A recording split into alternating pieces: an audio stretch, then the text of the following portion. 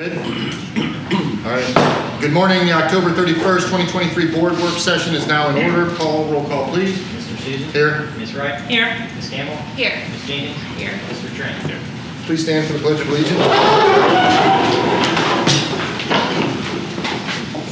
I pledge allegiance to the flag of the United States of America and to the republic for which it stands, one nation under God, indivisible, with liberty and justice for all.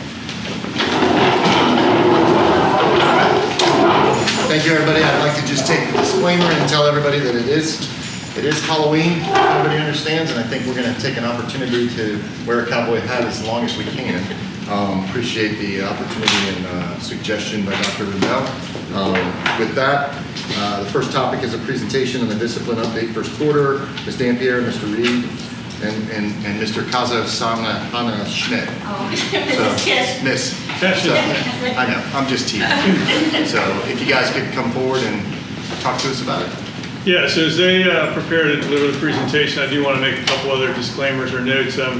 We are in the training rooms today. This meeting was not on the original schedule, and there was some teacher training already scheduled in the boardroom today, so we did not want to move that, so that's why we're in the training room here today. So we're not able to broadcast live, that's why it's tape delayed or recorded and that kind of thing, so just want everybody to understand why we're in the training room and not in the boardroom, and not broadcasting live. All right, Ms. Dampier. Good morning. Board Chairman, Mr. Susan, board members, and Superintendent Randall. I'm pleased to provide a first quarter discipline update. As promised, we will continue to update the board quarterly regarding discipline. Today, I will provide an overview of the governance of discipline within our organization as far as the two divisions that oversee this process. Also, I will provide outlining specific action steps taken to improve discipline, structures, and trainings throughout the first quarter. I have Mr. Reed and Mrs. Kashenschmidt here, and they will provide an overview pertaining to Mr. Reed will provide an overview of the discipline data, as well as Mrs. Kashenschmidt will provide an update on Title IX and bullying.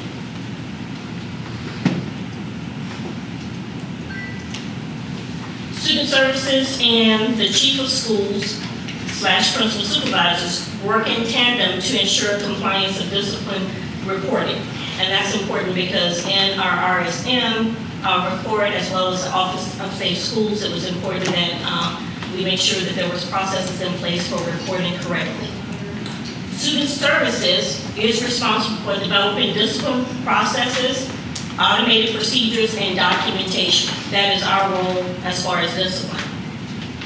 The chief of schools / principal supervisors are responsible for oversight of consistent implementation of discipline practices and corrections if needed. So it's important we really work collaboratively together to make sure that we're implementing these processes and procedures with fidelity. As such, Mr. Reed and Mr. Raymer meets weekly just to look at the different schools to make sure that we're in compliance with our coding as well as our protocols so we can fix it right away instead of waiting until the end of the quarter. These are some highlights of improved discipline processes and procedures. The first section, the first block, shows that we have new procedures for submitting inspection packets, and that was important. We wanted to streamline that process and have it automated for our principals. We also revised the discipline checklist to align with the Code of Student Conduct. We revised certain parts of the Code of Conduct, so we needed to make sure that we had consistent discipline expectations for our principals. And this was the most important, that we've empowered our principals to make decisions at their schools pertaining to discipline. And that's kind of hard sometimes. They're like, really, we can make that decision? Yes. We want to make sure that principals know that they are the leader in their building and they are free to make decisions, and we're just there for guidance if they have questions. My particular division is to make sure that if they have any questions pertaining to processes, procedures, or can I do this? this appropriate, but not to give them any expectations as far as how they should code or assign discipline to students. We also put in processes of discipline referrals within 24 hours. This was huge, especially with our bus drivers. Our bus drivers felt like that processes, discipline, office discipline referrals were not being put in the system, so we came up with a new process where our bus driver supervisors are now the ones implementing and actually creating the referral, and then that time stamps the referral, so then principals and APs can process the referrals within that 24-hour time. And we're monitoring that to make sure that we're adhering to that. Of course, there are, outliers sometimes, and we call the school to try to find out why we didn't make the 24-hour expectation. We updated all new processes within our code of conduct, student conduct, as well as provided preschool trainings. This was important. We wanted to make sure that all of our stakeholders, including our bus drivers, our teachers, our administrators, were trained and knew what the new expectations were as pertaining to discipline and reporting, because that was important. That was part of the audit summary. Quarter one actions, this was very important. We have provided and we continue to provide monthly trainings for our APs. We also collaborate monthly with our bus drivers. We have I think we have a meeting today, where we really want to be at the front end of addressing any questions and concerns that they have on a monthly basis, so we're not waiting until we're all frustrated. So we were committed to providing that monthly commitment of bus drivers. We also provided bus driver trainings in July, and then they felt so strongly that we had another training in September that dealt with de-escalation and PBIS strategies. We wanted to really arm them with the tools that they needed to be successful. We have also started our district discipline work group. We have our second meeting this Thursday night, and it is a work group where we're looking at the code of conduct, we're tearing it apart to make sure that we have some good recommendations to bring forward to the board in March, so we can be on time with getting our code of conduct approved, so we can provide adequate training for next year. And then we have committed to school visits to problem solve strategies, looking at data.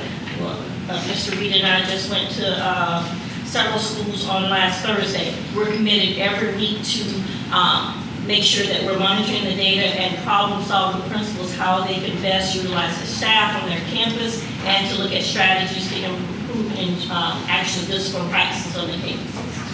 At this time, I'm going to turn it over to Mr. Reed, who will review the discipline data. Good morning, everyone. Again, my name is Chris, and I work in Student Services. With the data that I'm going to share with you today, two big things that are very important that Ms. Dampier said that I want to spotlight is that 24-hour processing of referrals really allows for the timeliness for that incident to be handled. Also, the submission of those expulsion packets in a timely basis allows us to provide in-the-moment coaching to our administrators. So those two things have been exceptionally helpful as far as coaching our staff out there. So this first slide that I'm going to review with you has to do with discipline referral data. And on the left of this slide, we've got total referrals for quarter one of 2022-23, 2023-24. And so with this bar graph, we can see that 8,534 referrals were issued in quarter one of last year. We can see that this year, that number is higher at 21,501. Okay, so the takeaway from this data is we are writing more discipline referrals when we compare quarter one to quarter one of this year. To dig down a little deeper to help hypothesize what some of that data means, we've got the right side of the slide. So on the right side, we're looking at the number of students that are receiving those referrals. Okay, so again, looking at 22-23, 8,500-ish kids received referrals, but there were 5,000 students that made up that 8,000 total. Right? So some kids were receiving multiple referrals, is what that data means. And so when we look at this year's data, we've got 8,818 students have received all of the 21,500 referrals so far this year. The next thing we want to spotlight here is talking about what are we seeing, what is the top 10 of those discipline referrals and infractions that are being written. On the left, we've got 22-23. On the right, we've got 23-24 data, again, for quarter one only. Where we see some similarities is that willful disobedience. That's kind of that catch-all, that general lower level infraction that has been at the top of the charts for many years. We can see that nothing has changed other than the numbers. We start to see some differences with regard to targeted class and out-of-signed area with the flip-flop. So not a big aha there with that data. But when we take a look on the right, we'll start to see some new things that weren't there before that I want to make sure I help us shine a light on this year. The first is that electronic misuse at the number 4 position. We can see it was at number 6 last year. And we know that electronic devices is something that we focused on this year and made clear of what our expectations are. So again, as a result, there are more referrals in that area that we're focusing our eyes on. The other thing that's of interest is physical aggression pre-K through 2 made it to the top 10 of the 23-24 data, whereas it was not on the 22-23. And then also this year in the 23-24 data, as Ms. Dampier spotlighted, is bus transaction procedure violations minor has made the top 10 chart. And again, that's due to that increased communication. It's due to those changes to procedures with how referrals are inputted so that it's done in a timely basis, both for the driver and for the student that's in violation of the code of conduct. Again, very similar data, but spotlighting 3 things that were slightly different from past years due to our focus this year. Some people, this is a better display to see graphically. This is really just the exact same data but shown visually. We start at the top with tardies with the blue, and it just follows the list there, with fighting being the small green sliver, and then following around for each color. But we can see again that willful disobedience, which is kind of that darkish purple in the lower left quadrant, has the largest portion of that pie. Again, depending on how you like to look at the data, we provide it to you in table form as well as in pie chart. Moving on to corrective actions, we want to make sure that we keep an eye on this as well, and then also to ensure that the proper level corrective action is being assigned to the level of the incident. And so again, we've got 22-23 data on the left and 23-24 on the right. We can see that we began the same way with admin detentions being in the number 1 position, but in 23-24, we have a new number 2 position with that out-of-school suspension. When we take a look at that 22-23 data, we can see out-of-school suspension number 3, and it is also in the number 10 position. We made some changes with how we reported discipline data for suspensions this year. We have it 1 code, where last year we had 4 codes. So it skewed the data when we looked at it. So it makes sense that all suspensions are adding cumulatively this year. Therefore, the suspensions out of school being in the number 2 position. Again, as we look down that list, we see very similarities but slight differences with regard to where each of those items lie now with their ranking or their frequency. But for the most part, all of everything on the left is the same as everything in the right, with the exception of that ranking order with regard to the corrective actions that we are issuing. Again, this is displayed for you graphically in a pie chart, if that's easier for you to see. Again, that admin detention would be in that number 1 position. And if we were to look at the top right, that would be that blue section of the pie chart there. And again, depending on how you like to look at data, I would let you choose your table or your pie chart to help you see what has the biggest part of the data set. Taking a look a little closer about the exclusionary factors that we have, we're going to specifically look at in-school suspension as well as out-of-school suspension.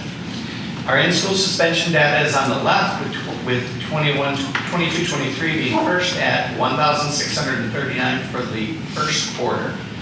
We then see an uptake to 2,289 for the current school year, again, quarter 1 compared to quarter 1 of last year. Looking at that out-of-school suspension data, we do see a difference there at roughly almost 5,000 at 4,954, and then 7,020 for our out-of-school suspensions. Again, this out-of-school suspension was in the number 2 position this year, so we would expect for that to be a little high. District risk ratio is something that you have spoken about, I know, in the ESE arena with the CCIS. I provide this to you from our basic perspective that keeps that student with disability group in a singular cell rather than breaking it down by its individual ethnicity. We can see here by the bar, the green is last year and the blue is this year. We can see in our students with disabilities, we're trending under the data point from last year. It's a little far for me here, but it looks like it's a 2.17 there for students with disabilities compared to a 2.26. So we're looking like we're doing a little better in that category with all student demographics grouped into that student with disability category. Again, same thing, we are very close with our free and reduced lunch, very close with our ELLs, our white, our multiracial, our Hispanic is a little under this year. And we also are under with our Black or African American students as well. The data point that we want to keep our eyes on or keep our mind on is anything over 2.5 is kind of an alarm, right? It's something that we want to really start to say, what is it that we're doing to keep our eyes on this. Anything at 3.0 is kind of that alert status where we need to take action. And as Ms. Dampier mentioned, we currently are running this risk ratio data for every school, and we're starting to make visits and have strategizing with those principals of ways that we can get out in front of this data before the end of the year. Again, this data also is representative of quarter 1 to quarter 1 of this and last. If we take a look at our Alternative Learning Center, we can see that roughly this year we have made the decision to send roughly about 125 or so students to the Alternative Learning Center, whereas last year at this time we were roughly around that 90 mark. So we are having more students complete expellable offenses that are resulting in the Alternative Learning Center. The data above that will give the racial breakdown for our students that are being sent to the Alternative Learning Center.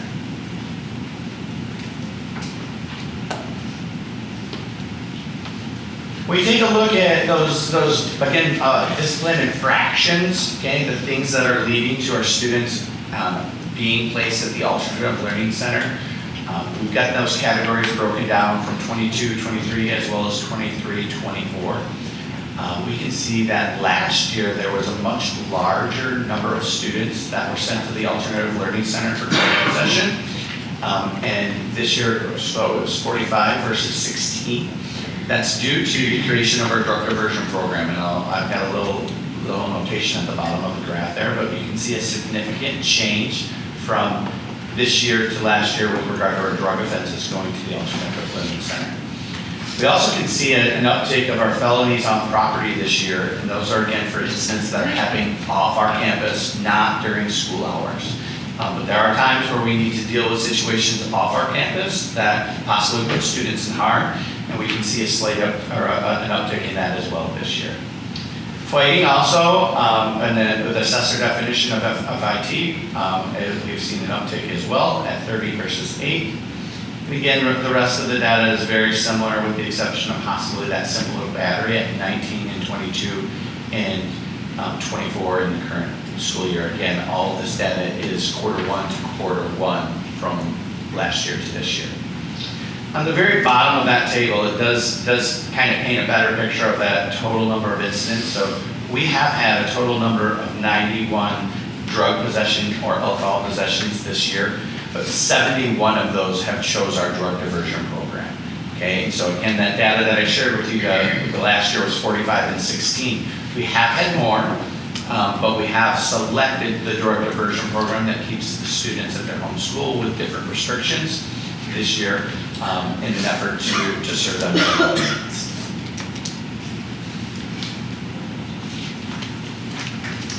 Okay, we also have that data broken down by the sending school. Again, taking just a look at 1 year versus the other in the 2 columns.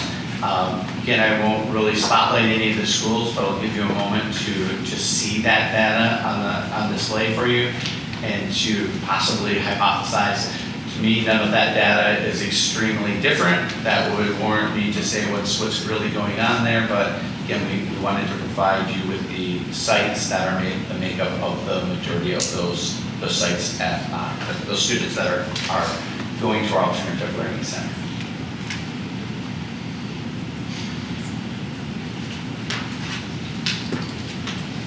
So we're going to talk a little bit about some next steps of what we have in store to continue to improve upon our data and best serve our schools and our students. As we've mentioned already, we are starting to schedule site visits with any of our schools that have a risk ratio for any demographic group that are over 2.5. Okay, and so we begin to monitor that monthly, and we're beginning to write plans of action at each site that has that risk ratio over that. Again, the idea is that we get out in front of that data before it gets out of control. We can collectively help to keep that data below that target of 2.5 or below. We are also continually looking to make sure that we have data completeness and accuracy. That has been a thing that has greatly improved from last year. This year is our skills and knowledge and our ability to modify focus to meet our needs. So what used to take us many hours takes us much less, and it's getting better all the time. The beauty of that is when we can do that with accuracy and completeness, we can help schools at a better level for problem solving in a timely manner. We're going to continue some key trainings that are out there right now that our real goals are to get all schools in, and we're going to continue to grow the content that they're getting. But one of the trainings that has been proving to be very effective is our MTSS behavior training, where we work with schools about great interventions to put into place for some of our students that are on that more frequent of those disciplinary incidents, in an effort to help to be more preventative rather than dealing with the potential consequence of their actions after they've made the mistake. We also are working with students on a FBA/BIP functional behavior assessment or behavior intervention plan. Those are for those students where the basic rules aren't meeting their needs, and then through MTSS we're still not meeting their needs. We're working with schools to write high quality behavior intervention plans. And we're working with schools to dig into the data to really help let the data write the plan and come up with interventions for some of our most intensive needing students. We're finding that through quality training, we're finding that we're seeing of a higher quality plans, and then as a result of that, we're having higher quality implementation. So we are offering those two classes monthly, and our goal is to, at some point, have individuals named at every one of our schools that would be those resident experts to rely on for the MTSS kind of preventative piece and the FBA/BIP behavior intervention plan for that when those two plans aren't working. We also are continuing with training on what's referred to as the Behavior Intervention Toolbox, or BITBox, where we're arming students with tools to help with those in-the-moment behaviors. Positive Behavior Intervention, PBIS, as well as continued discipline training and updates, as Ms. Stimpinger mentioned, for our assistant principals and principals. We meet with them monthly. Coaching and mentoring of teams. We are always working to try and help build site-based capacity. Those are the boots on the ground, and we want to help grow that team where they are and help meet their needs of their students and their teaching population. And then further development of the MTSS website, which is a great resource for all of our staff to reach out to for some self-help. We're looking forward in the future to start uploading some disciplinary documents into Focus, some statements and things. There are times where Focus can only tell a portion of the story, whereas if we're uploading all of those pieces and parts into one place, we can assist from afar or at the school. So those are things we're looking into. And we're also looking to work to align corrective actions to the level of an incident in Focus, so we can take the kind of the human selection out of the equation, and you only have a series of possible choices that are in complete alignment with the actual incident or infraction. All right, next up is Julie. Right. So my name is Julie Heston-Smith, and I'm going to give you an overview of some process changes that we've made, as well as go through some of the data. So starting with last year, we had a total number of 60 formal complaints, and Title IX is not as clear cut with how you can, go through that because there are so many different ways that the case can end.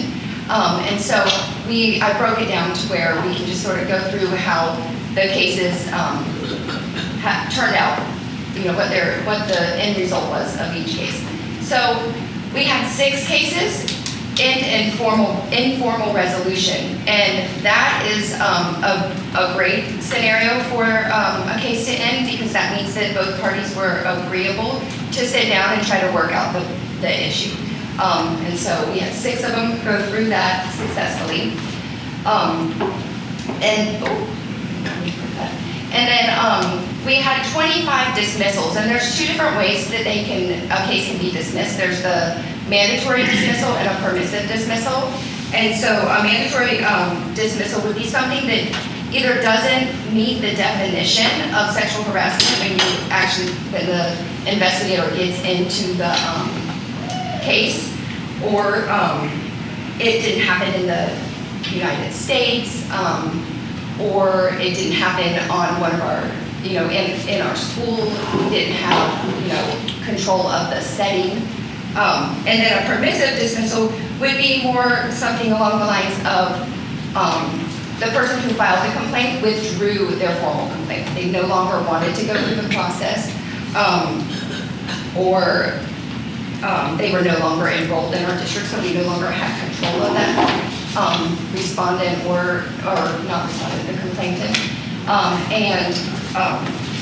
Another way would be that we didn't have a way to gather enough evidence to move forward in the situation. Maybe, we've had incidents where we've had a formal complaint, but then all of a sudden, the complainant no longer would participate, and the respondent, the students would not give information. There wasn't video footage, or we just couldn't move forward because we had a lack of evidence. So those are some of those ways that would happen. We had 11 cases substantiated that resulted in some type of discipline, and 6 were unsubstantiated, and then we still, at this point, have 12 of those cases that are still open from last year, and we're going to talk about those a little bit further. So when I first began in August, we had about 25 open cases, and it was one of the first things that my team came to me about, like struggling to get the cases closed out. And so when we, talked about what was causing that, there were a couple things that were sort of leading to these cases just dragging on. And so on the next slide, we'll talk about some things that we've done to try to remedy that. But I am happy to say that we are, we have closed 13 of those cases, and we have 12 that are still open, but 5 of them are with a decision maker, which is one of those final steps. So once the decision is made, if there's no appeal, it's done. So they're very close to being complete. We have 3 that are waiting for decision makers, and we'll talk a little bit more about that issue we've come across. And then we have 4 that are still in the investigation process, but they are very close to wrapping up that process. And one of the things that I will say before we move on to this data is some of the things that I noticed is that with our process that we had in place, we kind of disconnected our principals from these cases because our decision maker was at the district level. So, that was a lot to put on some of we had assistant superintendents that were some of our decision makers, and, so it just kind of disconnected our principals, and so they weren't like taking ownership of the whole process, which we were at fault for that. And so one of the things that we put in place, you'll see, is really trying to connect them back to the cases. So then this year, we have 12 formal complaints so far. 11 of those are in progress, and we already have 1 that has made it to a decision maker, which is really incredible for already, as you can see, we have 45 just in August from last year. So that means that they are already doing a better job of going through the process. So that's 24 cases total that we have open. So what have we done? So one of the first things that we did is we created a flow chart, and that was really to make sure that our schools knew exactly what the steps were they needed to go through, how long they had at each step, what forms they needed to use, and really kind of make that visual. And so we made this flow chart where it walks them right through what they need to do. You can see, we tell them like how many days you have at this step. Also put the forms right in there that they need to use. And so I think that that's one thing that's contributing to them making it through the process, you know, in a much timelier manner. They have a 60-day window is what we try to aim for, and that is school days, correct? Correct. Yes, 60 school days. So you can't really do an investigation when everybody's at home. So the other thing is our schools were really struggling to make that decision. Does this meet the definition of Title IX? Does this, should this go through this very intense process of Title IX? And so Ms. Saxemeyer made a triage form which walks our principals and assistant principals through answering some questions that once they get to the end of this form, they can say, yes, this needs to move forward, or no, this is not the route we need to take. We need to look at maybe going back to the code of conduct or something like that. So now we're in the process of, you know, just really sending them back to this form and helping them kind of, you know, empowering them to make these decisions. Then they can, you know, obviously call for support. But what we're seeing is when they go through these steps, they really are able to make the decision. With the decision makers, so I mentioned that the decision makers are currently still here at the district level, and that was problematic and for multiple reasons. And so what we have done is we have worked very hard in the last month and a half, I would say, getting our principals trained as decision makers so that they can engage in this process. And to ensure that there's no conflict of interest, we have actually partnered them with a partner school, and they are going to be each other's decision maker. So we are partnering them with a very similar caseload school, so that, you know, you don't have like an elementary school with a high school who's, you know, you want it to be where they both have a stake in it, and it's, you know, pretty similar how many cases they should end up having. And we also, because we had all these cases that were sitting there, you know, needing a decision maker, my colleagues were so gracious in helping us out by getting some of all, I don't know how many, 6 or 7 of the assistant directors and coordinators from student services trained as decision makers to help us with the immediate need of decision makers to close out our cases, and they are off and running, so that's been very helpful. So, you know, we didn't want to take old cases and dump them on principals, like, hi, you're going to be our decision makers now, and here's all these old cases we need you to, you know, wrap up for us. So we wanted to really like clean up what we had going from last year and start this process with the ones from this year. So moving forward, we are also going to, right now we are training by roles. So a Title IX coordinator training, a Title IX investigator training, a Title IX decision maker training. And so what we are going to do moving forward is we're going to merge all of these trainings together and train on the entire grievance process. And this serves a few different purposes.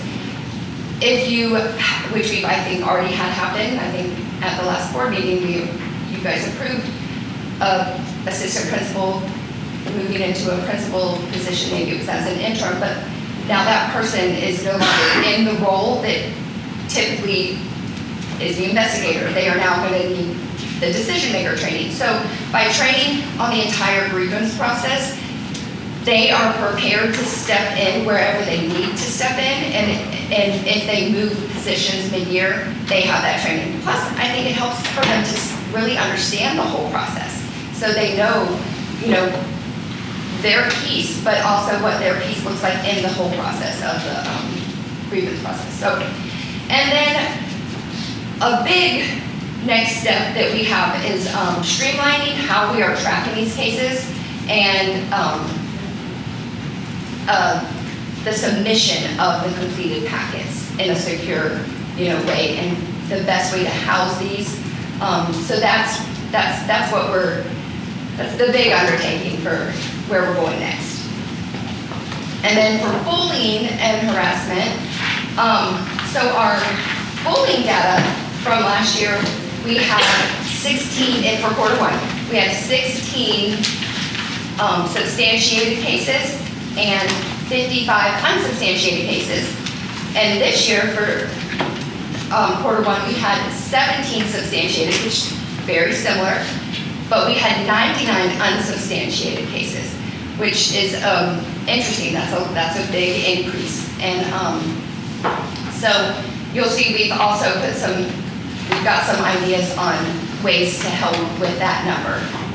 To me, that glares, we've got to make sure that our families and our students really understand what bullying is.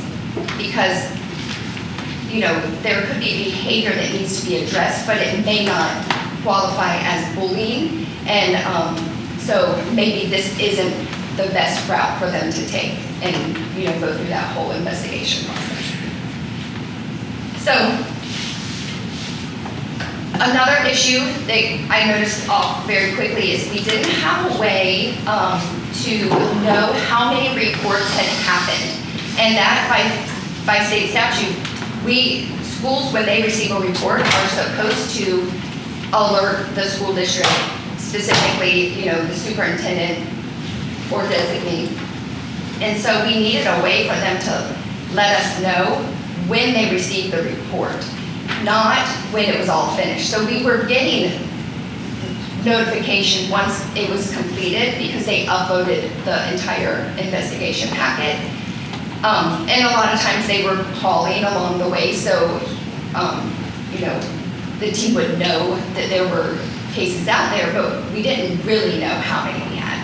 And so we created a form, a very simple, quick, doesn't take much. I mean, I bet it maybe 30 seconds to a minute to complete it, because we're just asking the day they received it, when the 15-day window will end, and just a couple other questions. Because they haven't gotten into it at that point. They just have received the report, so we just need to be alerted. And then once the packet is uploaded, then it's tracked on that same spreadsheet, how it concludes. So we also have made the investigation form fillable. So at this point, the forms they're not digital. They're print them out and write on them, and that's a lot. And so we started with the investigation form so our administrators can type into that. And we also are in the process of developing a flow chart for the bullying process. Moving forward, we have talked about some ways to really help make sure that our principals and assistant principals are receiving reports that really should be going that route. So trying to just make sure that everybody understands, and what we were planning to do is add the definition of bullying to the reporting form. So these are the three things that three pieces of the definition to meet bullying. And then we also, sort of more of a long-term goal, is creating informational videos for parents and students on what bullying is, and possibly wrapping some of that training in with the code of conduct training, but just ensuring that all parties really understand, you know, the difference between conflict and bullying.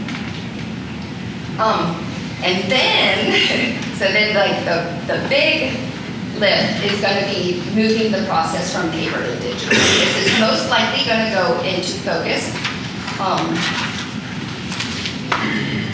We are going to be working with our EP team to, you know, make this process as seamless as it can be for our administrators. And hopefully the reporting will happen straight from Focus and lead right into all of the investigation pieces that they need.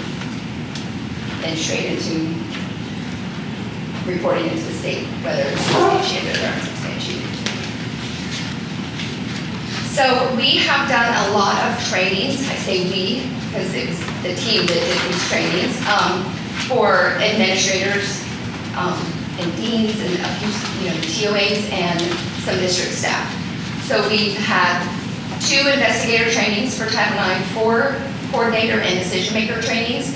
So we merged those to, so that we could have 4 instead of 2 and 2. And just trying to really make that move to the whole grievance process. But we, you know, we had already done the investigation training, so we, you know, we just had the coordinator and decision maker trainings left. We have 1 investigator training makeup session scheduled for November 3rd, and we are planning to do additional makeup sessions in January. And then for bullying, we've done 6 complaint investigation trainings, and those also include some prevention as well as the intervention. And 2 prevention intervention trainings with our social workers and SIT liaisons at the school to help them be able to sort of recognize and help students that are experiencing those, any type of bullying.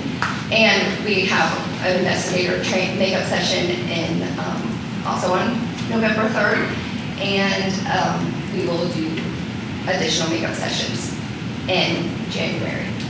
One thing that I did not get on the slide that we are planning on doing, and this is something that the team came to me last week, and I think it's a great idea, is working with reaching out to our district athletic director and building some trainings on how our athletic directors and hopefully they can get that all the way down to the coach level of, you know, that prevention of bullying in athletics as well as the intervention when it does happen.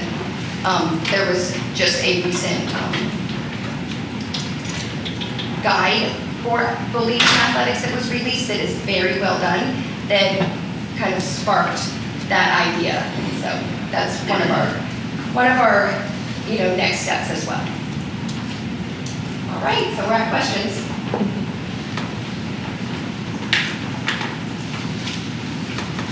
Okay. Yeah, who'd like to go first? Eugene, you want to go? Yeah, appreciate all the hard work in the data collection. I noticed that fighting did not make the top 10. It's interesting that down or up, but then yet I looked at the ALC and it's triple the amount of students that are going to fighting this quarter. So maybe they're not down at all, which is fine. Nothing here surprises myself and probably any of us up here. Again, we put an emphasis on things. We allow principals to take control a little bit more, which it does. It's telling. Something I did want us to continue, of the 91 who have been given the opportunity to do the drug diversion program, 71 of them had taken it. I'm hoping to get a report of us following those 71 on the success and what's going on with them throughout their journey. And, you know, repeats, success, all that, because that's still a question out there when I'm in the schools or talking to parents. we're excited about that program. We're hoping it does everything that we had hoped it does, but I'm hoping to report back on those diversion program students. So other than that, I'm good. Just keep up the good work. So, good. Thank you. Ms. Campbell and Ms. Jenkins? Yeah. First, I just want to say thank you for the Title IX update and everyone who has participated to make that streamlined, cleaner, wrap up faster, because that was a severe backlog. So thank you for that. So we're almost a year from when we had this conversation, and I'm not shocked by any of this data because it's very similar information that was discussed nearly a year ago. There's a part of this that I continuously bring up and highlight because I feel it is my obligation to do so. So I'm going to do it again, and I have a story to share. So last week, I was approached by one of our teachers from our ALCs at the grocery store. And they shared a story with me about how, they get more and more students as the year continues. And they had a male student walk into their classroom and make a comment about how there was only males in that classroom. And that teacher decided to use it as a learning moment and said, "What else do you notice?" And had a discussion with the class, and they said, "Everyone in this class is a person of color." And they had a conversation about that. And so our kids are noticing, our staff absolutely notices. And again, I brought this up a year ago, the community brought it up, and we have that same information presented here today. So our Black students represent, I believe, 14% of our student population, and the data presented here today is telling me that they represent 42% of our ALC placements. And we didn't have the data presented today, and Ms. Dampier, I'm gonna follow up with an email with specific data points that I would love if you can pull for me at some point. But I already know what the answer is gonna be because I had it last year, but when you look at the infractions that our students are doing, it's pretty proportional when it comes to the student population and the infractions. So white students are doing certain willful disobedience at a certain rate that is proportionate to their population, as are Black students, for almost every single infraction. But then it seems like the punishment is different or more extreme for our Black students and our students with disabilities.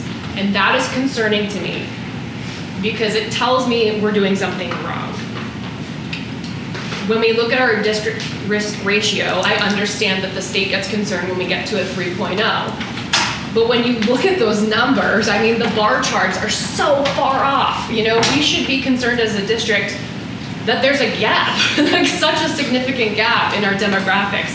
We need to acknowledge that. We need to do something about it. So, Ms. Dampier, I'm going to send you an email with specific data points that I'd love for us to pull and present not only to the board, but to the public. Because it's our obligation to do so. And like it was mentioned in the presentation, we need to put our eyes on it when we're at 2.5 and we're over that 2.5. And quite frankly, we've been there. We've been there for a very long time. And I love that we're being honest and transparent about this data. I love that, we have more clear and focused ways to input our data when it comes to discipline, and then so I think we need to be using that, and we need to be utilizing that. The other thing that, again, the next subgroup that is, dramatically higher than everyone else is our students with disabilities. And again, I'm gonna put this as a data point in that email. I presented it a year ago. I don't think it's going to be any different when we pull that data, but there's an alarming percentage of students with disabilities that are being disciplined at higher rates or more increased consequences when they are also Black. So again, thank you for this information. This is no negative towards anybody in the staff. Again, this is This is something that's been going on in our district for a very, very long time. This is not shame on anyone who's working here, but we need to acknowledge it, and we need to do something about it so we can do better for our kids. The only other thing that I wanted to highlight too was the pre-K, let me find that slide.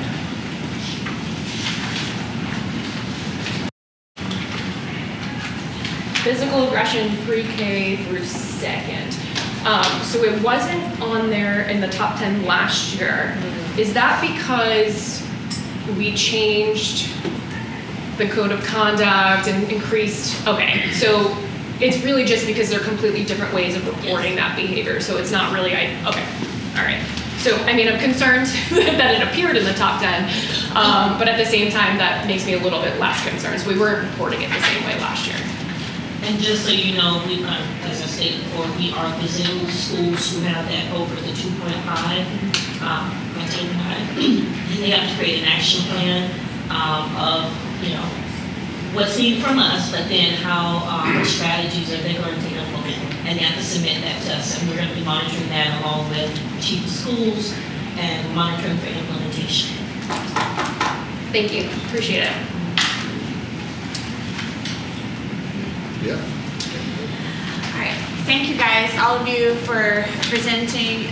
This is really important, and I hope that after the second quarter, I'd like Dr. Rendell, whether it's a workshop or just sending us out these numbers just to follow at the end of each quarter, so we can just kind of see, because, you know, it is really alarming to see this slide with the big jumps, but at the same time, if we've enabled our schools to get a better handle, it is probably predictable that we have a spike, and then hopefully that it would have a large drop off, because students are starting to realize we mean what we say, and that we have a continued improvement throughout the rest of the year.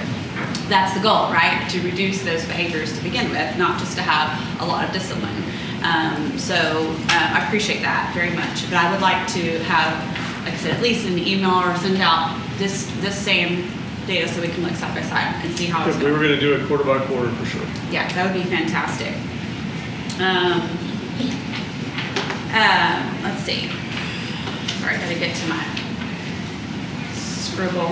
I want to, on the corrective action side, it's important to me to look and say, okay, yes, we are having more of certain things, but we are not stopping conferences with students. I noticed that the conferences with students went up by 600. The conferences with parents went up by 800. The phone conferences went up by 600. So we're continuing to take those steps that aren't detention, out of school suspension, in school suspension, to, those steps along the way to make sure that we're communicating with students, communicating with parents, we're not catching them off guard, we're trying to give them as many chances as reasonable. So Ms. Campbell, I don't want to interrupt, but Yeah. that was kind of one of the recommendations from the RSM audit, was that we weren't necessarily documenting all the steps that were taken prior to getting to this level or that level. Schools were doing some things, but they weren't documenting them. Yeah. So we see a lot more referrals entered at the earlier stages than we did before. Yeah. Because staff's been trained that you're going to enter a referral, you're going to enter, if it's a phone conference with a parent, you're going to enter that. If it's a conference with a student, you're going to enter that. Those may have been happening before, and they may not have been getting entered, so that's another reason why the numbers are increasing. Include the number of referrals, right? Because of the story, the times we've heard, don't write a referral on that, just handle it. So now we're getting, the documentation is there, and we're using Focus, so we have that specific. So it maybe makes sense that it would have gone up this year anyway, because we have more use of the Focus system to document. A couple of the other things, the expectation that referrals processed within 24 hours. There may have been cases where a student misbehaved on Monday, and maybe that referral wasn't processed until the student had another misbehavior on Wednesday, and then only one referral was entered because it wasn't done in 20. That kind of stuff might have happened last year, and with the 24-hour window, everything's getting entered much quicker. Right. I appreciate that. And sorry, I have several questions. Listen, take your time. On the risk ratio data and the visits that you're going to be doing to strategize with the principals, There's always in the back of some people's minds that means somehow doing things to manipulate the data to get the right numbers. So what kind of strategies are we actually putting in place to encourage principals, as far as what kind of supports for students and things like that? Because I know some schools have done, signing mentors and things like that. So can you give us just I know you can't, every school is different, every situation is different, but can you give us some ideas of some ways that we're supporting those schools that you're going to be going out and visiting? One of the main things we look at when we go and visit, we look and see if they participate in any of our trainings that we offer. That's the first thing, there's still capacity at school sites for the functional behavior assessments, MTS. We ask those questions and we encourage them to sign up. Chris has a list that says, okay, we have 0, and so we encourage them to sign up for that. Also, the school teams have looked at different ways of interventions at their school site, and then also when there have been issues with students with disabilities, we also, Dr. Bias and I are also visiting schools on Friday. Every Friday we're visiting schools to look at their self-contained and their inclusive units. So all of that ties together into what trainings and supports do you need from our office, as well as MTSS. Do you need someone to come out and coach? Because you may have some more additional, because he's really in the weeds of it, because they're turning it into him. I would just say one of the big things that we do is we make sure they know all the reporting features that are at their disposal for creating ease of getting the data. And then the second thing is, do they know the root cause, right? So that demographic group is hot. For what, right? They're getting suspended, but for what? So those are some things that we start to look into. And then is it 3 kids getting 30 referrals, or is it 30 kids getting all those referrals, right? So we kind of start that beginning stages of the problem solving right now. And so kind of the conversation is, it's okay to be on the list, it's just not okay to stay there forever, right? So let's make a plan that we can figure out. So it's, again, root cause is one of the key pieces, that arming them with reporting and arming them with the training. I very much appreciate that. Very much appreciate that. On the slide, on the alternative school, we've got the 120, I think you said 6. Is that sent?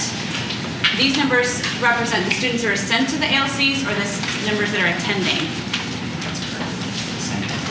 Sent. There's a Okay. few situations where some aren't there again, but sent.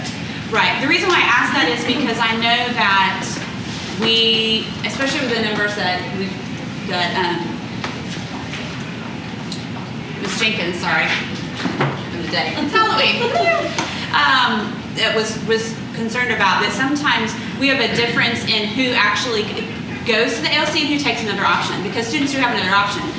Some private schools will take them, some will go to an FLBS placement, some will pull out and do homeschool. So that's what I want to know. Does this 126 represent the ones that we said, you can't stay here, you're going to ALC, or does it represent the actual ones who chose that route? And we may have students who chose a different route. Does that make sense, what I'm asking? Okay. Ms. Campbell, so that's actually one of the questions I'm gonna ask Ms. Dampier specifically to present to us, because you did bring that up last time. I think it's important for us to see what kind of students are getting this option and which ones are taking which in order to make sure. Yeah. And we also changed our processes for the ALC as well. It was on students could leave the ALC after 6 weeks, 8 weeks. They actually have to stay a semester, depends on the date that they come in. It's after September 15th. I think they stay until the end of the school year. If they are assigned before September 15th, they return back to their home school in January. It's to have that consistency, so strategies and things can be, social workers can work with the students there. We heard the complaints that students were in and out, that there was no time for interventions and actually working with the students while they were there. So that's why we made it more of a semester. Right. So that could skew the data, because last year was like continuous, Yeah, no, I appreciate that, and it makes it harder even just for the academics, because they're put in different classes, and then if they come back in the middle of the quarter, their classes don't line up. Absolutely. So is that, if I can answer that question, this is sent or attending? Yes. Yeah, so this is where coding and focus is critical. We're constantly commenting and learning after the fact when questions like this are answered from ourselves and for others. So I need to get back to you to be certain of that answer.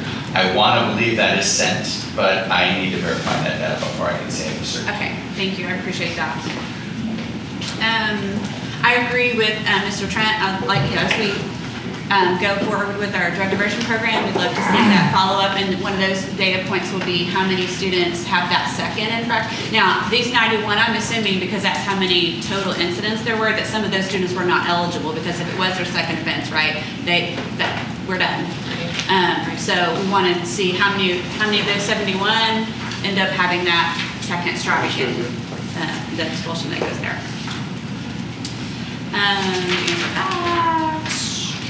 Okay, so Title IX. Yeah, thank you. So one of the frustrations, and I just want to make it clear for us as a board and the people who are listening, is that Title IX is a federally scripted process that you shall do down the list.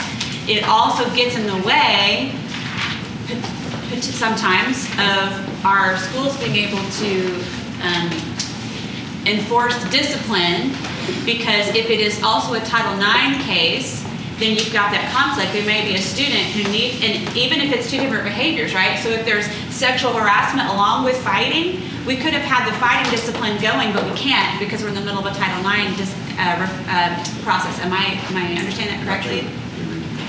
I think they could be separate, can't they? They can be Yeah, they can be Okay. separate. Okay, so we can deal with it. Yes. But we can't give any, if it was just a Title IX type thing, we cannot lay out any discipline on if it's just the Title IX thing until the investigation is complete. Correct.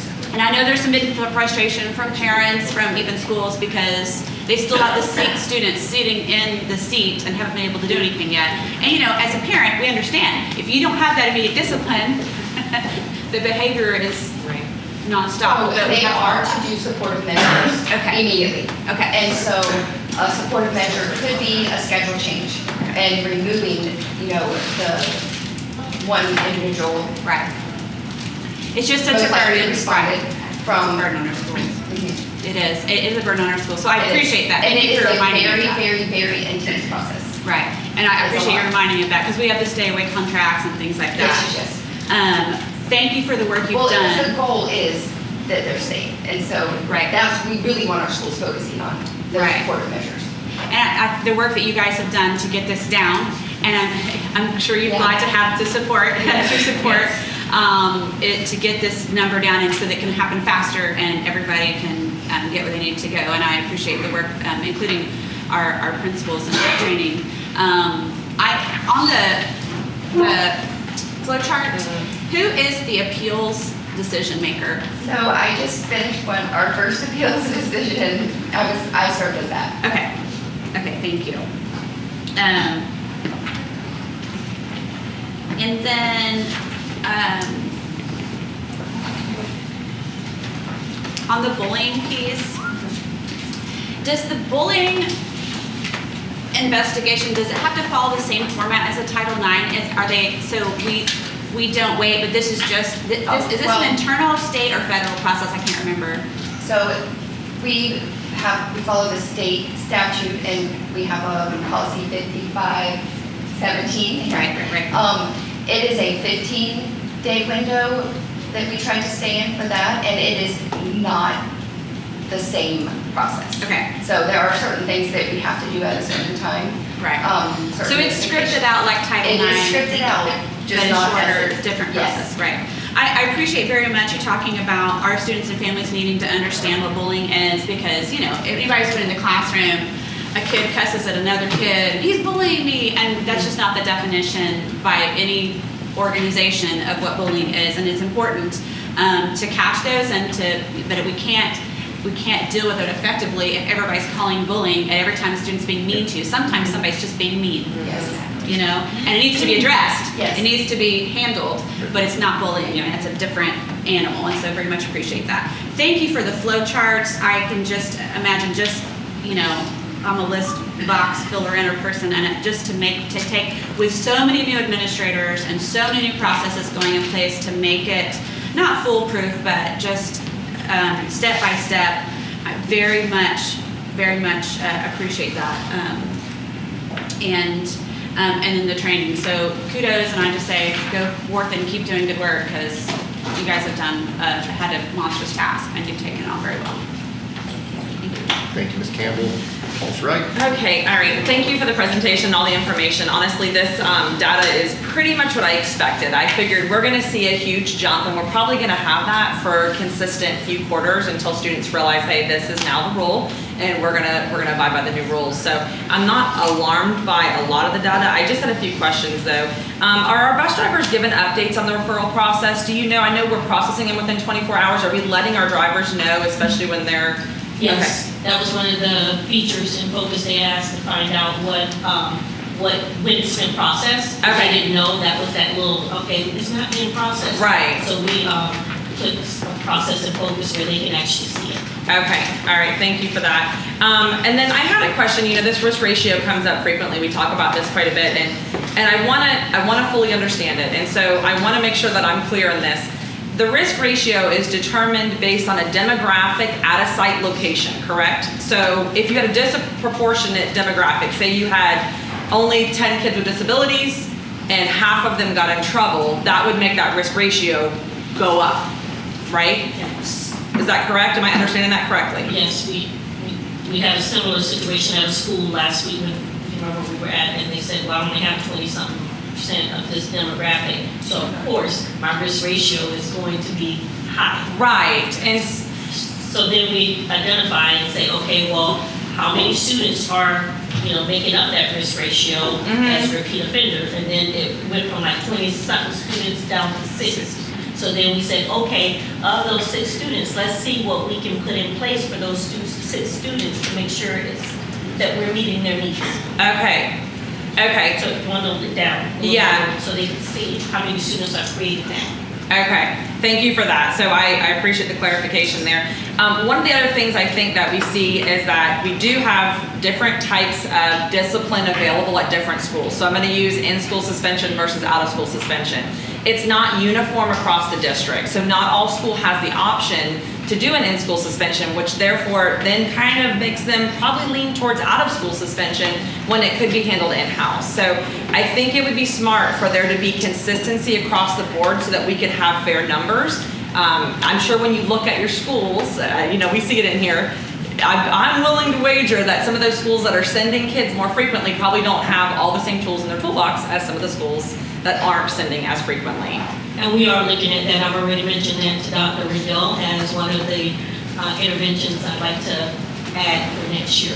Okay. Yes. Supports. Yeah, no, I appreciate that. And I think one of the other things that would be really good for us to see from the board's perspective is students identified that have received 5 referrals, 10 referrals, because you may have one student who makes up 20 of these referrals, right? And I know that the data kind of shows that a little bit here, but I would like to know, hey, how many students do we have that are capturing the big bulk of these referrals? Does that make sense?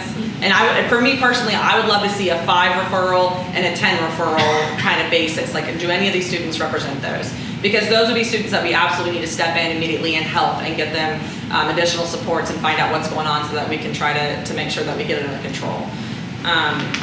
Aside from that, That would be good mentor material. it would be great mentor material, Right there. because that could be our mentor list of these are the students that we've identified that need additional mentors and someone to go in and help them. I think that's,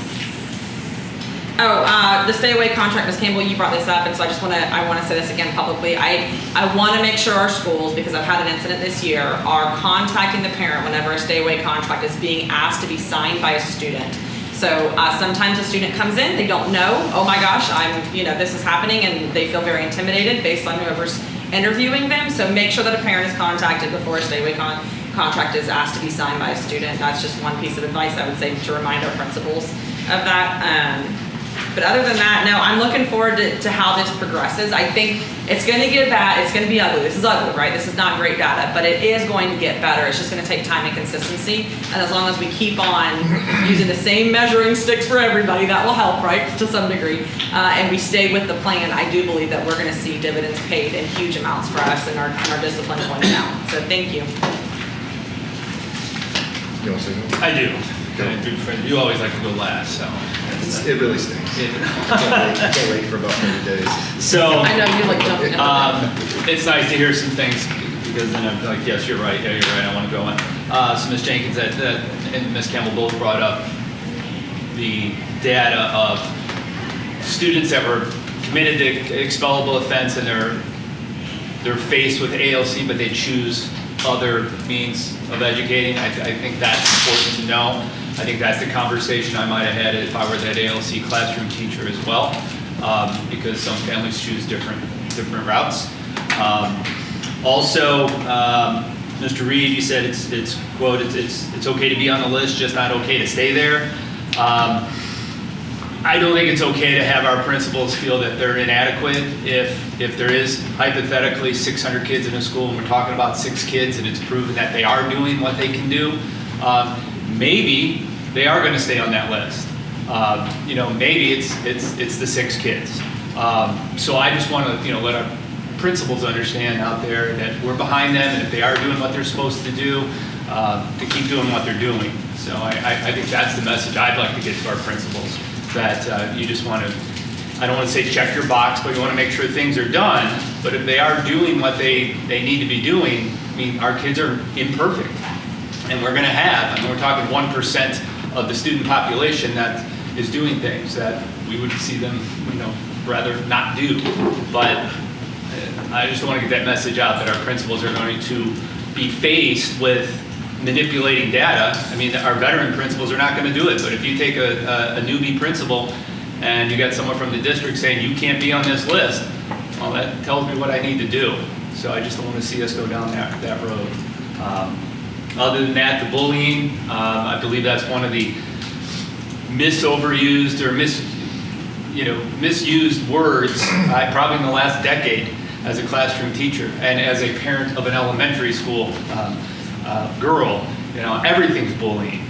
So I hope we can get that definition out there, and that'll alleviate some things. So I hear that in a car ride home when I pick up my daughter, at least a couple times if there's kids in there. I mean, nobody mistreats anyone anymore. It's all bullying. So good luck with that.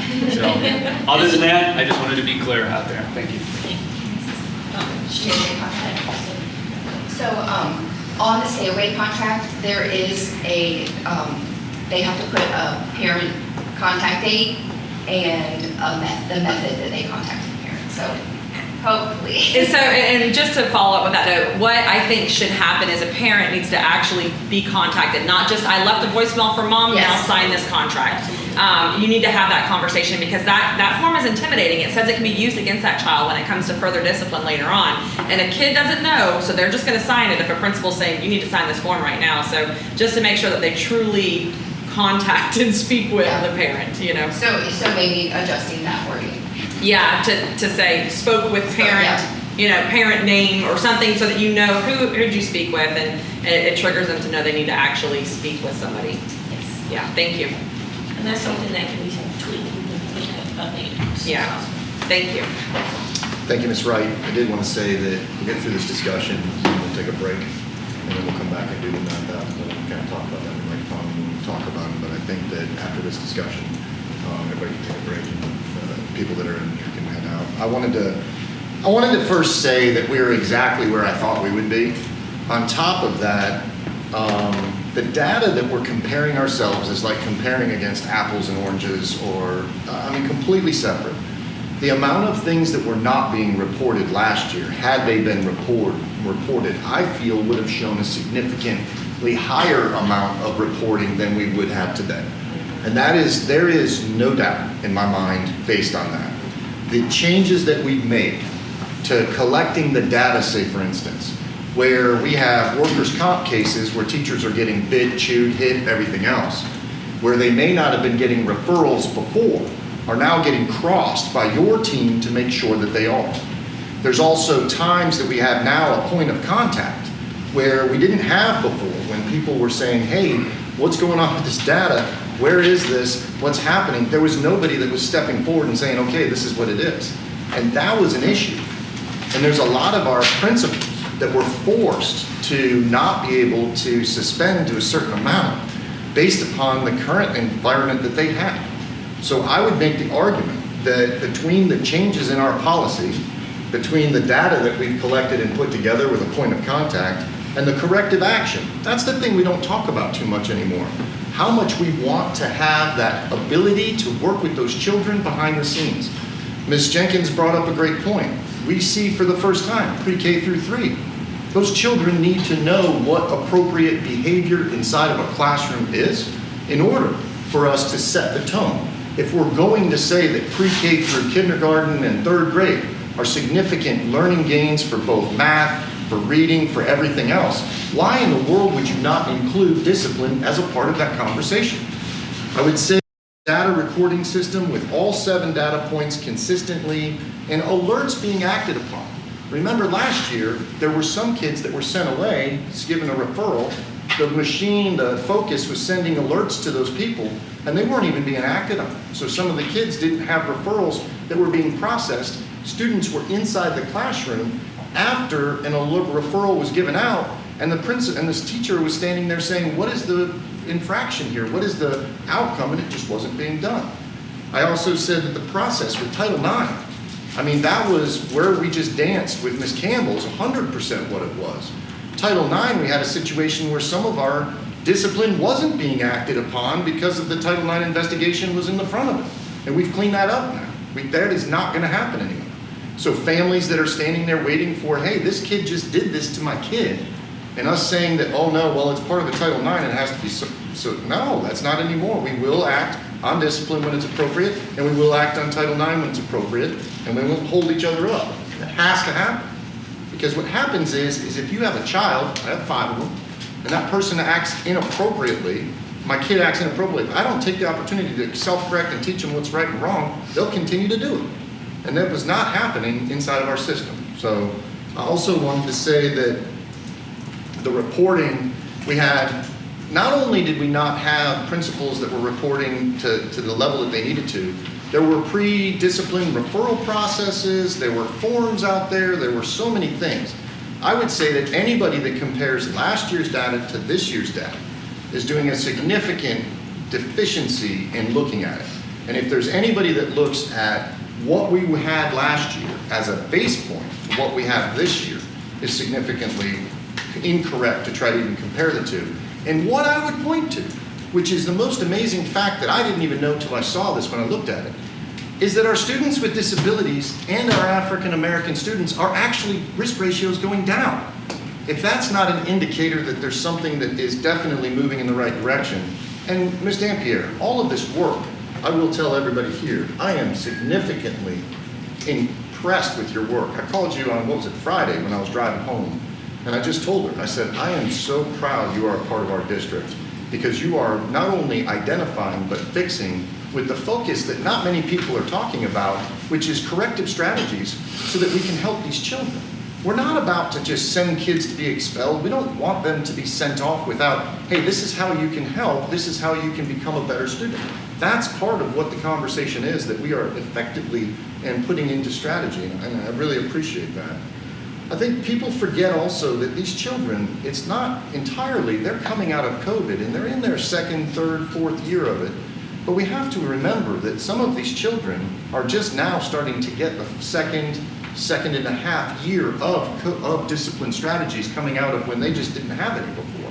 And it was difficult both with the families at home and everybody else. I am extremely impressed with the numbers. I'm actually happier than what I thought we would be. I know that with the risk ratio coming down, I know that with the numbers that we have and the corrective strategies, both with the drug portions that Mr. Trent was speaking to and the others, it's working. What we said was going to happen is working. And I am very, very happy about that. But the one thing that I wanted to bring up is I would like to have, and it's not going to happen soon because you were saying you're looking at it, I would like to have a discussion wrapped around in-school suspension when you're ready. Because what we found is that there's principals out there that are doing some things that are really, really, really effective, but they weren't maybe on the books because there were certain ways they were doing it. And then there were others that didn't have the resources, the PAR, the things that they needed. So when you ever get that opportunity, as far as I go, and I don't speak for the board, but I do know we have one, have that conversation, and if we can have that sooner than later to set the appropriate incomes and revenues that we need to get that set, because I think in-school suspension is going to help with all of the components to it. Do you want to speak to that at all? Especially if we make sure that it's inclusionary practices, That's it. that the students are included. A lot of times when we assign ISS, they're excluded, so our ESC students are, hindered by that. We have to make sure that they get their services. So we have to create avenues of how they're going to get their services in that setting. It would not be our self-contained students, but our students who are, mainstream. I'm familiar with that. We created a process. Yes. Passion. And the other thing that I would bring up is that now that we have this base, I've heard it spoken to with Ms. Campbell, Ms. Wright, talking about identification for mentors and all of those other things. I think we're ready to start pulling in the Rotaries, the Masons, all of the groups to start to work in many different ways inside of our classroom, because now we've got the corrective strategy infrastructure in place so that these individuals can help.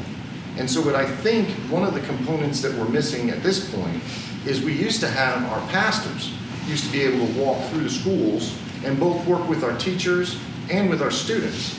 So what would happen is that we would have teachers that had just started at a school and didn't know the community, but the pastors would walk through and say hi to everybody. They would be inside those schools, and then they would sit down and they would work with many of the teachers to understand the difference between the home lives that some of these children have. Sometimes teachers, it's difficult when they have so many students where they work so hard to be able to understand what's going on in the home life as much. And those pastors and those community leaders and many of the others would be able to assist with that. I do know that a lot of the African American churches in the Palm Bay, Melbourne area that I worked with on the jobs programs ends had spoken about this before. So that might be an opportunity for us to add. I know that we were dealing with the policies. I know we were dealing with all of those components, but that might be something that we look into. And also having parents more a part of our schools in different ways, which is one of the policies that we have speaking about today is going to be volunteers. Having parents inside the classrooms, and I'm not talking about like Joey's sister or whoever, but there are leaders that are parents. When you're coming up, my father was one of them where all the kids listened to, and he was a mentor for many children. Having him a part of that school helped in Jupiter, where I went to school at, to be able to do things. We need to be able to pull those together. And I have a feeling that now is the opportunity, and I don't think that's as much your job as much as it is the school board's job to also facilitate pulling some of those community groups together. But Ms. Dampierre, I mean, I will tell you, I couldn't be happier with the numbers. I couldn't be happier with the progress. When we sat down for the first time, I think it was about 45 days ago with Mr. Reed, and we were trying to go back and forth, and you guys were showing me all the data and the data points, I was speechless. Because not only in a short amount of time did you effectively put together and implement the policies, but you also had the data points to support it, and you also had the back end, which is the corrective strategies, ready. And I was like, this is phenomenal. And I know you get a lot of the credit, and you're about to say, but I don't get the credit because it's my staff. You do that every single time I give you the credit.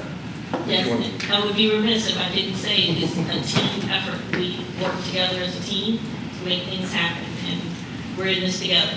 I just want to say thank you, Mr. Reed. Thank you to the staff, and I just really appreciate all the work that you guys did. With that, I think we take a break if anybody else has anything. Dr. Rendell, I'm so sorry. Yeah, Ms. Susan, if I could, I just want to recognize the work that the building level leadership is doing. You know, we put a lot more demands on them to turn around these referrals quickly. We put a lot more demands on them to make sure they're attending trainings and implementing the training, that we give them, and being consistent in enforcing these policies. The change in the Title IX to have the building level principal go to the decision maker role. We're putting more and more on their plate. So as much good as Student Services is doing, and they deserve all those accolades and recognition, let's not forget the building level leaders, the principals, the assistant principals, the support staff at the building level that's really kind of implementing all of this. And the bus drivers, centers and stuff like that. The amount of bus drivers that have stopped me in the community and told me, this is amazing. because they're able to write a referral, it gets acted upon, and then the kids are held accountable. They said, I have control of my bus. And I'll be honest with you, I'm floored, flabbergasted, and thankful. So thank you very much. And with that, take a break. All right. Welcome back. So what we have, everybody, is the next up is the 9,000s. There was some indication of getting us to our families a little bit later on and not going late into the afternoon. So what I would like to suggest is that we go into these with the idea that maybe we finish these we get to a place around 11:30 and we just say stop, and then we go to Paul's evaluation. Maybe getting some of them out and then kicking them down, or we can say, let's, end the board meeting now, push the 9,000s to the next meeting, and then go to Paul's evaluation. I'm not sure how you guys want to do that, because in between there is. Agreed. You want What? to kick the 9,000? It doesn't make Oh, sense. no, like to go to 11:30? Oh, no, sorry. What am I aiming to? No. So that's why, because. I like the idea of let's set a hard stop. So let's walk through that, because if we hard stop to now, we could move from 11 to 12 with Paul's evaluation as a group, call them in, we might be able to get out by 1:30. If we go now, we can have a working lunch, right? We can have a little lunch brought in, and we can work through it. And we would probably be out by 2:30, 3 o'clock. It's up to you guys, whatever you want to do. I'm open. My suggestion would be to punt the 9,000s and get to work on Paul's evaluation and get us all out. I think that's the fair thing to do, honestly. That's been, his evaluation's been put off for Poor Paul. Yeah, that's Months not and months and that's months. not being put off. I mean, I had all my notes, I was ready to go. I stayed up till 11:30. Listen, I'm Did not, you? that's why I said, look at. I remember that I hadn't finished the last 10. Is it? I I'm ready to don't go. know. you want to do it next time. This is I'm true. ready for So 9,000. are you guys okay to punt it? And is that Move it to the okay? next workshop, the 9,000s? Okay. All right, so we'll be back. Chair, do you want to, the next workshop? Yes, we're gonna move the 9,000s to the next workshop. Love you guys. No, you got it. Superintendent hasn't told you Because yet. he's gonna ask if we, because I was gonna do it on the side. I was gonna force it. We gotta come in. So the next workshop is on the 14th of November, starting at 2 o'clock. Right, we're gonna You have to want to come in. move that up. No, I think we need to pick a different day in January because we've got the schedule for November and December is full and We're not gonna wait. you for already these have till several things that are November, coming on January. November. Well, that's the thing, if we were going to try to do what we already have on the docket for November 14th, we would need to, if we were going to do this as well, we'd have to go earlier. I'm okay with coming in. I'm okay with coming in earlier. I don't mind doing that. I mean, there's not a whole lot of 9,000 policies, so that's the one positive in here is that we don't have a ton of them. Well, I don't think I must be crazy to come in 9 o'clock in the morning. No, I mean, even 11, I think that's noon. Okay, maybe. Meet before we. yeah. Okay, noon, that's 2 hours is Yeah, plenty. 2 hours would be All right, no, it's definitely. I think 2 hours is probably more than enough time honestly, for these. We have plenty of stuff on the agenda, right, Yep. 14th about We do. policies You just that want to are spend in the all next- day with us, don't you, Matt? Strategy All all day, day. morning, sun up till All sundown. one day. All right, so we're gonna come back at 12 o'clock on the 12 14th. o'clock on Correct. the We're 14th. gonna bring the 9,000s, with those or something like that. And we should be Doing good. that today, but Everybody good? All right.